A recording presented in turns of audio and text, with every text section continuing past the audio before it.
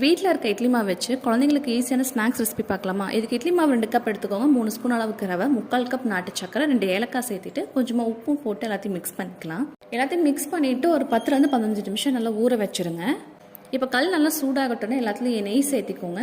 இதில் நம்ம ரெடி பண்ணி வச்சுருக்க மாவு சேர்த்துட்டு 2 பக்கம் நல்லா திருப்பி வேகட்டும்னு எடுத்துட்டிங்கன்னா நம்மளோட ஈஸியான இனிப்பு பணியாரம் ரெடி ஆகிடும். இது நீங்கள் ஸ்கூலுக்கும் கொடுத்துவிடலாம். ஸ்கூல் விட்டு வர பசங்களுக்கு ஈவினிங் ஸ்நாக்ஸாக கூட பண்ணி கொடுக்கலாம். ரொம்ப ஈஸி அண்ட் குயிக்காக பண்ணக்கூடிய ஸ்நாக்ஸ் ரெசிபி தான். கண்டிப்பாக உங்கள் குழந்தைகளுக்கும் பண்ணி கொடுங்க. இந்த மாதிரி ஈஸி ரெசிபிஸ்க்கு நம்ம பேஜை மறக்காமல் ஃபாலோ பண்ணிக்கோங்க.